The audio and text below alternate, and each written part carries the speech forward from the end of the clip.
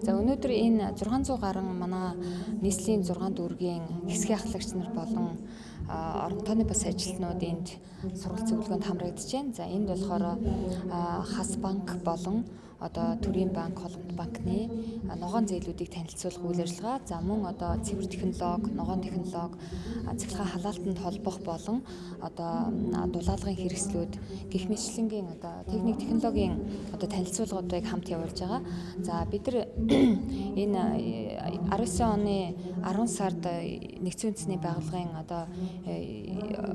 ассемблегаар 9 сарын 7-ныг цэвэр агаартай цэлмэг тэнгэр Clean Air for Blue Sky гэдэг энэ өдрийг тэмдэглэхээр болсон байгаа. Тэгээ энэ өдөрт бол олон улсын өдөрт манай Улаанбаатар хот нэгдэж орсон.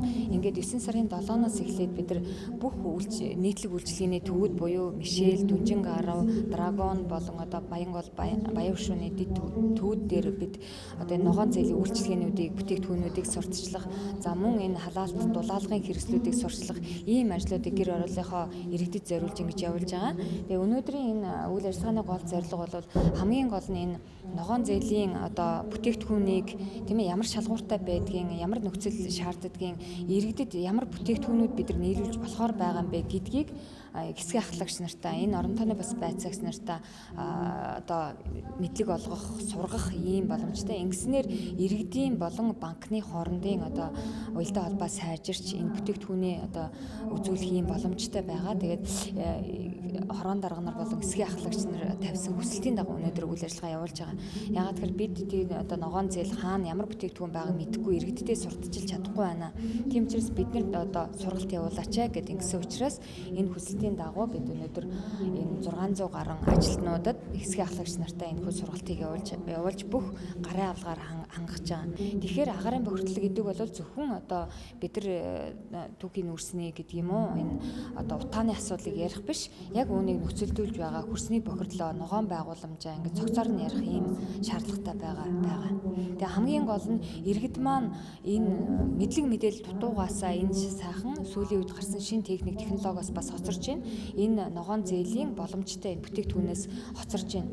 Тухайлбал орчны бохирдлыг бууруулах үндэсний хорооноос жил бүр энэ ногоон зээлийн санд татаасын хүүгийн зөрүүгийн татаасыг суулгаж яадаг. Тийм учраас энэ өнөөдрийн үйл ажиллагаанд бол хас банк яг энэ орчны бохирдлыг бууруулах үндэсний хорооны энэ багцад суусан энэ ногоон зээлийн бүтээгдэхүүнүүдээ иргэдэд сурталчилж байгаа.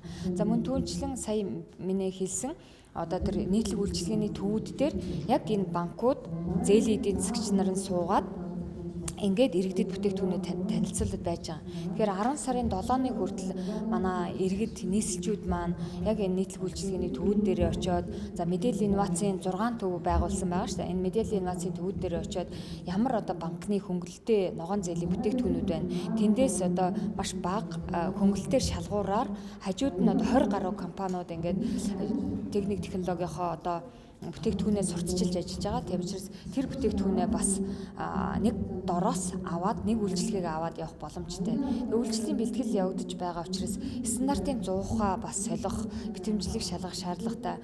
Агаарын бохирдлыг 80%-аар бууруулахад бидэрт маш том боломж байгаа. Энэ бол гэр байшингийн дулаалга. Байшингийнхаа дулаалга, гэр байшингийнхаа дулаалгыг хийхэд төрсний хэрэглээг 50% хэмнэж байна. Эдийн засгаа 50% хэмнэж байна. Тэр халаалт дулааны алдагдлаа 49.7% хэмнэж штэ.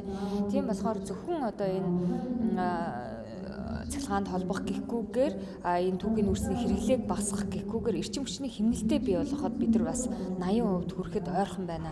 Тийм учраас гэр байшингийнхаа дулаалгыг сайн хийгээрэй.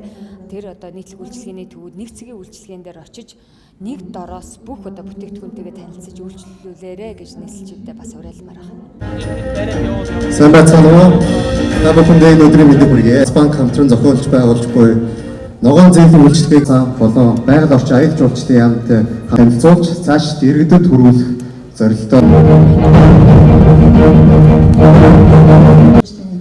Яам агаарын бохирдлыг бууруулах чиглэлээр бас тарж хэрэгжүүлж байна. За тухайлбал шөнийн цахилгааны тарифыг түүнийг орлох сайжруулсан түвшний үйлдвэрлэлийг хөгжмийн зэрэгцээгээр бас эрчим хүчний хэмнэлтэд ногоон технологиудыг суурлуулах чиглэлээр бас ингээд ажлуудыг явуулж байна. За үүний зэрэгцээгээр бас орон нутагт ч гэсэн бид 2017 оноос бол ажиллаж эхэлсэн байгаа.